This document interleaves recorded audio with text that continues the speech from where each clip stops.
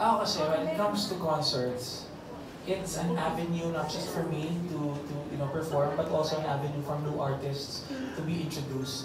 So as of now, wala tayong big name artists who will be part of the concert. But there's this one artist who I am trying to help out, to share the stage with me. Her name is Mary Anjoli. She is an Ilongga artist, and in any way that I can, I try my best to help these young artists. Kasi I was once a struggling artist, and hindi ko makakalimutan yung mga artists na nag-share ng stage nila sa akin.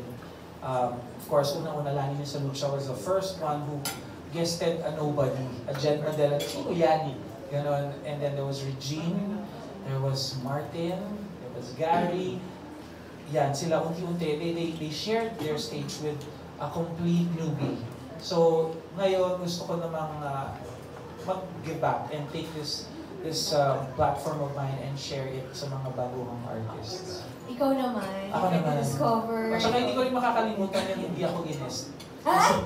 Hindi, joke lang. Kasi may mga gano'n na parang, uy, guess mo naman to, new artist. Sino yan? Wala namang following yan, mga gano'n. Syempre nga, di ko bago.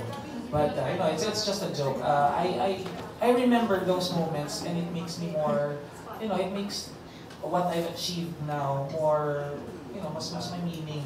Kasi pinaghirapan talaga. Hindi yan talaga, it wasn't served to me on a plate, di ba? I really worked hard for it. Tsaka yung mga big names na nag-guest ka, it wasn't because friendship lang. It was because they believed in you. Tsaka wala pa, hindi pa kami friends noon. It was more of, Lani was, we had the same manager before, si Tito Ronnie Henares. And then, Tito Ronnie would refer me to Regine, who was his artist before. So, word of mouth. So, and they would see me singing sa mga bars before.